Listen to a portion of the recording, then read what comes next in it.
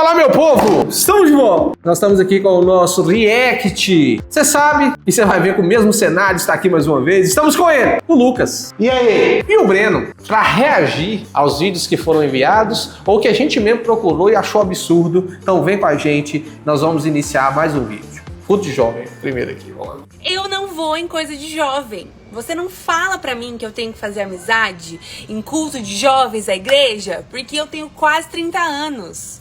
Vocês não vão ver este corpinho aqui, ó, Essa discussão que já foi feita entre nós. E foi uma discussão que dava pra colocar num vídeo só. Era um vídeo separado. Porque foi uma discussão longa, onde nós tivemos que concordar com ela. Porque isso já vem conversando, a gente já vem pensando, vai falando. Uma pergunta aí pra você pensar. Você que está nos vendo, aonde se encaixa o jovem acima de 30 anos? Aonde se encaixa o viúvo, a viúva? Onde se encaixa uma mãe solteira que infelizmente foi abandonada? Ou aconteceu algo grave? Aonde se encaixam essas pessoas? Em que lugar da igreja? Então nós vamos escutar o vídeo dessa menina e você vai entender o porquê que nós estamos fazendo essa pergunta. Escuta aí. Pensando em culto de jovens. Eu não tenho idade pra isso mais. Gente, eu não sei como é que é o culto de jovens da sua igreja, mas os cultos de jovens que eu conheço, da minha igreja ou de outros que eu já fui, eu chego lá, tem jovem mesmo. O pessoal que tá na faculdade, que tá saindo do ensino médio, que acabou de se formar na faculdade, que tá ali sendo estagiário, começando a vida. Eu não estou nessa fase mais, gente. Eu tô beirando os 30. Eu já saí da faculdade, já tem 6 anos que eu saí da faculdade. Eu não sou estagiária, já tem mais de 8 anos. Eu não quero ir no culto de jovens, que a gente fez, né? Eu e a Naná fizemos um vídeo aqui falando sobre... Ó, pergunta, que tipo de comunicação que essa menina vai ter no culto de jovens? Olha a vida dela. Ela não é estagiária, ela já tem o seu emprego fixo, ela já formou na faculdade. Há 6 anos atrás. Há 6 anos atrás. Ela tá com 30 anos. Menina, você é estudiosa, hein? Deus abençoe a sua vida. Mas presta atenção, vamos lá. Que conversa que ela vai ter? Essa menina não entra no TikTok dela, já não fica vendo videozinho mais não. Lá é outros assuntos. Como controlar seu dinheiro, como pagar suas dívidas. O algoritmo dela já tá diferenciado. Aí ela vai no culto de jovem, o pastor vai falar de talvez namoro, talvez assuntos mais da juventude. Ela vai olhar essas coisas e vai dizer... Música, galera pulando. E aí a lombar doendo dela, o joelho já não vale muita coisa. Porque o jovem de 30 anos mais, eu tenho 33, gente. Uma dor na lombar assim que ela não passa. Então como é que faz? Então você entende que ela tem ela passou da fase. Existem fases. E ela passou dela. Vamos terminar o vídeo. A dificuldade de fazer amizade e tal, de conhecer gente nova sendo cristão. E o povo começou a comentar. Ai, Mona, tem que ir no culto de jovens. Não é possível que alguém comentou Mona. Não é possível, não. Amizades femininas, moço. Não é possível, não. Vamos lá. Na sua igreja. Não vou. Não vou. Eu não quero estar em culto de jovens. Mas em qual culto você vai? No normal de domingo? Domingo de manhã, domingo à noite, tô lá na igreja. Agora, no culto de sexta-feira à noite, que se chama jovens, que você chega lá tem 18 anos, não vou. Não vou. Eu quero fazer amizade de outro jeito. Não vai ser no culto de jovem. Aí fica uma pergunta aqui, onde ela vai fazer essa amizade? Não sei se ela é solteira, né? Acho que ela colocou que ela é solteira. Não é. Mas se ela não é. Aonde que vai? Ela vai chegar a 18 anos, não é de 30. Não dá. Então a gente precisa conversar sobre setores da igreja não alcançados. Juventude 3.0. A gente colocou isso no outro vídeo, né? A gente nomeou essa juventude como 3.0. Os 30 pra cima. Que dá dentro também para jovens casais. Também. Isso é outra coisa, é verdade. A gente falou, o jovem casado, é lógico assim, que existe um valor de casais mais antigos da igreja e eles podem te ensinar. Mas a linguagem do jovem casal é diferente da linguagem lá do casal lá de 40 anos de idade de casar. É outra conversa. Eles estão falando dos netos, das aposentadorias, de pra nós vamos viajar. Aí o jovem casado tá conversando assim, eu preciso pagar o casamento, tem dívida. Mas é um caso você conversar, a gente vai ter um vídeo talvez separado sobre isso daí, as novas demandas da igreja. Vamos pensar sobre isso. Vamos pro próximo? É só pérola. Nossa Senhora manda em Deus. Nossa Senhora manda em Deus. E Deus faz o que ela quer. Aqui já começou com uma afirmação séria. Deus faz a vontade dela. Por quê? A vontade de Nossa Senhora é sempre a vontade de Deus. Que interessante. Ela de tal maneira se identificou O melhor é o cara que tá ouvindo e escutando. Interessante. com Deus que ela não quer outra coisa que Deus não quer. Então, se ela pede algo a Deus, é aquilo que Deus está querendo. Que a vontade dela é a vontade de Deus. Então, nesse sentido, sim, até sobre o próprio Deus, quer dizer que Deus vai fazer o que ela está pedindo porque é o que Deus está querendo fazer. Interessante. Então, nesse sentido, precisamos entender bem direitinho. O próprio São Luís matiza bem isso, explica direitinho. Então, nós vemos que é uma tal união entre Nossa Senhora, a criatura mais perfeita, e Deus, que ambos querem a mesma coisa. Que ela procurou, quem mais procurou se identificar com aquilo que é a vontade de Deus é ela. Então, quando ela pede, Deus vai fazer o que ela está querendo, porque é o que ele quer fazer. A Bíblia diz para nós, e é uma pergunta até retórica, quem conheceu a mente do Senhor? Ou quem foi o seu conselheiro? Ou quem primeiro deu a ele para que a partir disso ele fizesse alguma coisa? E a pergunta retórica é: ninguém. Se ninguém conhece a mente do Senhor e aquilo que nós conhecemos ainda é de forma resumida dentro daquilo que nossa mente é capaz de entender, quem é Maria, ou Nossa Senhora, como é colocado, né, padroeira do Brasil, para sondar a mente do Senhor? Percebe que aqui a gente tem um problema teológico gravíssimo, colocando mais uma vez um peso em alguém que não existe e que nem mesmo Maria colocou sobre ela e que nem mesmo ela pensou sobre si. Aí ele coloca a criatura mais que perfeita. Olha o peso dessa palavra. É como se Deus tivesse criado uma mulher perfeita, sem pecado nenhum, e se a Bíblia conta para nós que todos aqueles que nascem já nascem em pecado, como que resolve esse problema? Fica aqui um pensamento, porque essa é uma ideia católica romana que muitas vezes é espalhada e muita gente acredita. Nossa Senhora é mais que perfeita. Vou te falar aqui. O editor vai procurar e vai mostrar pra vocês. Existe um camarada que diz que Maria era esposa do Espírito Santo. Ô padre, até para entender, então na teologia católica a figura de Maria seria mãe de Deus e esposa também? Sim, ela é esposa do Espírito Santo, ela é mãe de Deus, porque Jesus é Deus, ela não é mãe do Pai, do Filho e do Espírito Santo.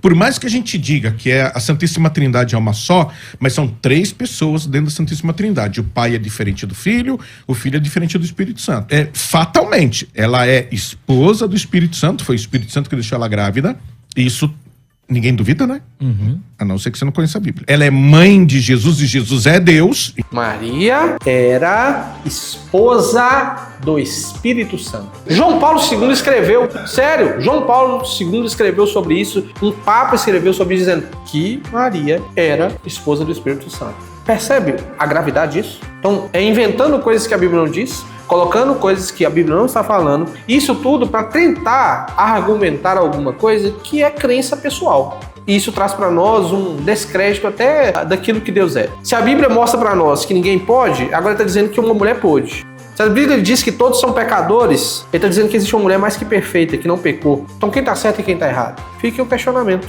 Então cuidado com aquilo que você ouve, cuidado com as pessoas que você ouve. O próprio rapaz estava escutando, com certeza deve ser um canal católico, ele diz assim, interessante. Não tem nada de interessante. Porque o que ele está colocando é um raciocínio que faz parecer que é verdade. Sabe o raciocínio que vai a pessoa construindo? Não, porque o que ela quer... Olha o raciocínio dele.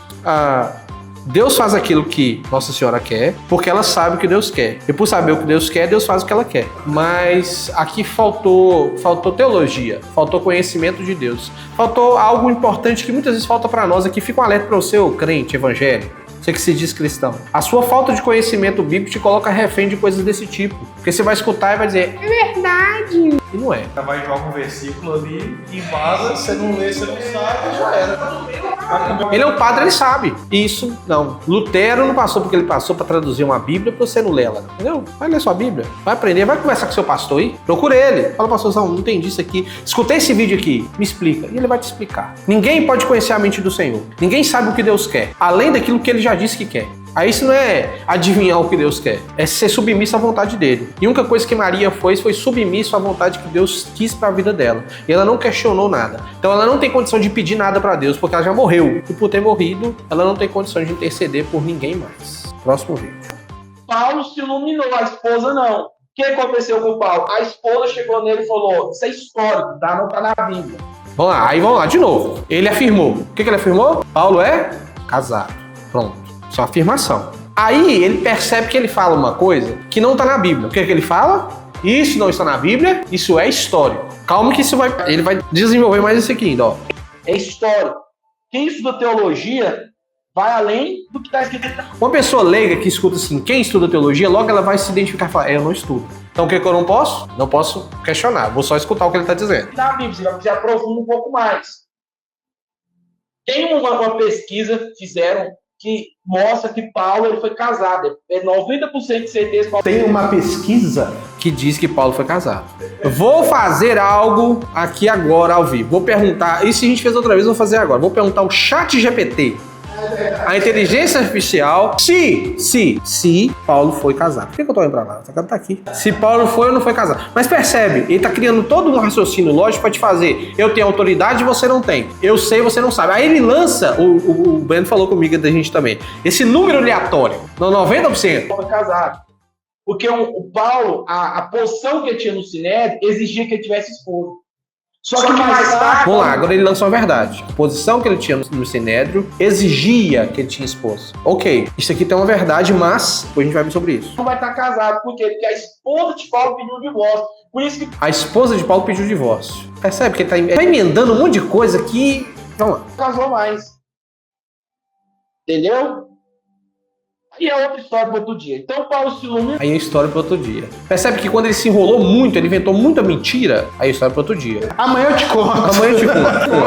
Ó, aí você pode ter duas decisões. Ou eu sigo com a minha mulher, ou eu vou sozinho. E ele foi sozinho. Porque na verdade, não...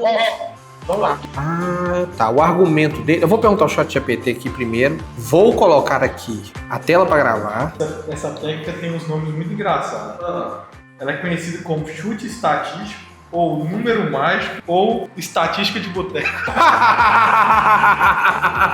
É aquela que você lança no boteco pra todo mundo e todo mundo acha que é verdade. Formalmente, assim, no marketing, essas coisas, o pessoal fala com falácia do apelo a números irreais, ou falácia da falsa precisão. Porque, por exemplo, se eu te falar que minha marca ela é a mais vendida, qualquer um pode falar isso, mas se eu te falar que 9 a cada 10 dentistas recomendam a minha marca...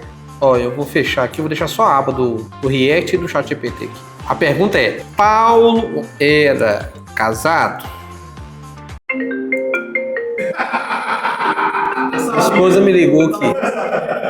Então agora nós vamos fazer a nossa pesquisa aqui no ChatGPT para mostrar o que o ChatGPT diz pra nós. Paulo era ou não era casado? Vou colocar aqui, ó. A pergunta é simples, ó. Paulo era casado? Ó, vamos ver o que o chat vai nos dizer. A Bíblia não menciona explicitamente se o apóstolo Paulo era casado ou não. No entanto, algumas pistas podem ser analisadas. Primeiro, Paulo afirma que ele próprio era solteiro naquele momento, lá em 1 Coríntios 7 e 8. Filipenses fala sobre a formação farisaica. Como Paulo era fariseu, pode ter sido casado em algum momento, pois o casamento era comum e incentivado entre os mestres judeus. Alguns estudiosos especulam que ele poderia ter sido viúvo ou ter permanecido solteiro por causa do seu chamado missionário. E lá em 1 Coríntios 9, 5 diz, ele menciona que outros apóstolos tinham esposas, mas não inclui a si mesmo. Percebe? Que 90% é esse, gente. A gente acabou de perguntar aqui uma inteligência artificial e ela respondeu para nós com mais exatidão do que um pastor que está gravando vídeo. Então cuidado, você que está aqui, meu querido, minha querida, que muitas vezes acredita nessas falsas promessas ou nesses falsos vídeos porque ele diz certas coisas. Aí como é que é a falácia da falsa porcentagem ou qualquer outra coisa assim? Falsa prova social. Falsa prova social. Então, cuidado. Cuidado, isso aqui é uma mentira e ele falou como se fosse uma verdade porque ele citou muitas coisas e, principal, a falácia da autoridade, né? Eu sou teólogo e você não é, então eu sei de tudo, percebe? Vamos lá, próximo, é o penúltimo. Você tem um amigo, você tem alguém da sua família, da sua casa que não serve mais a Deus, já serviu, mas não serve mais. Você dá uma ideia maluca, amanhã eu tô na internet. Aquela pessoa... Antes de dar a ideia, já sabe que tá errado. Uma ideia maluca, passou da ideia maluca, gente? A resposta que eu vou perguntar aos... Passou da ideia maluca? Não, deveria. Exatamente, vamos lá. Que não tá mais com você na igreja. Você já viu ela cantando, adorando, com as mãos levantadas, orando em línguas. Hoje ela tá perdida. Hoje ela deve estar no carnaval. Amanhã, leva a ceia pra ela. Como é que é? Aí tem alguém que na igreja que diz? Amém. Vamos lá. Então, o que ele tá dizendo é... você é crente e você conhece alguém que é desviado. Uma linguagem comum que a gente usa. Vai lá e leva ceia pra essa pessoa que tá desviada. Vamos lá. Pega o pão e a videira, vai lá e faz uma visita pra ela. Diz, ô João, tudo bem, tudo bem. O que você veio fazer isso? Vim ceiar com você. Ceiar é. Pega o pão, bota na mesa. E diz assim, eu vim aqui trazer você de volta. Não, mas ele não... Eu vim aqui te trazer de volta. É Essa é a digno. versão sua. E você acha que é digno por quê? Porque o sangue de Cristo foi.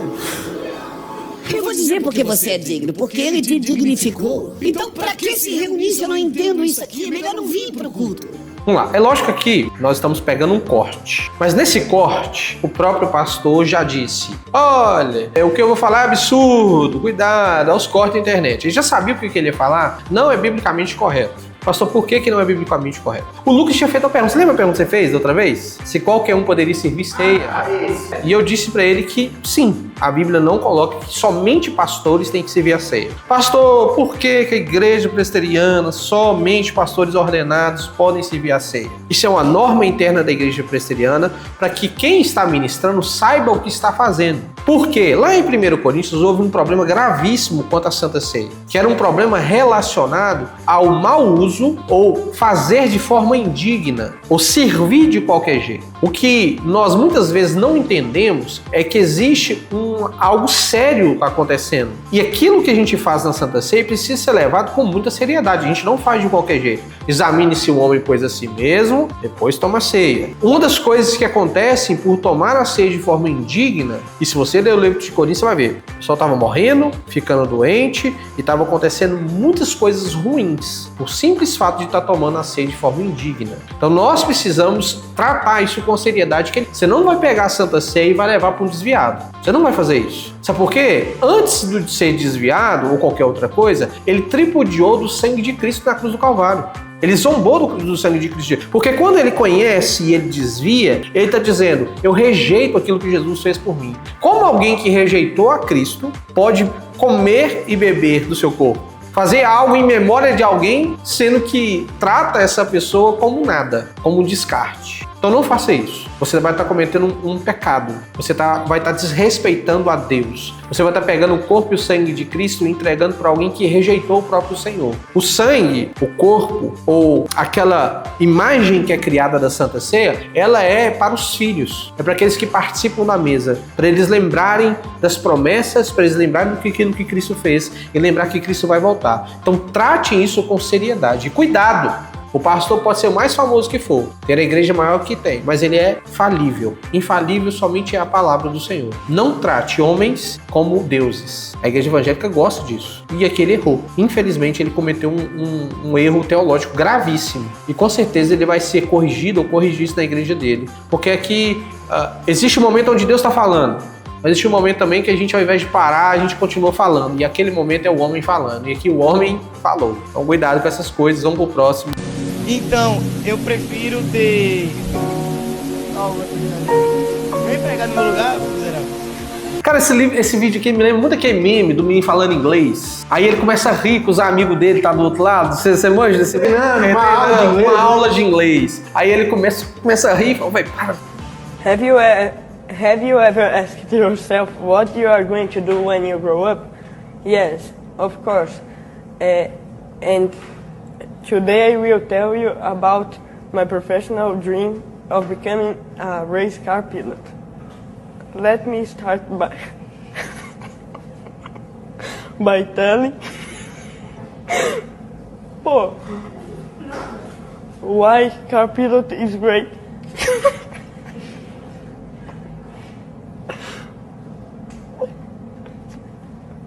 First, I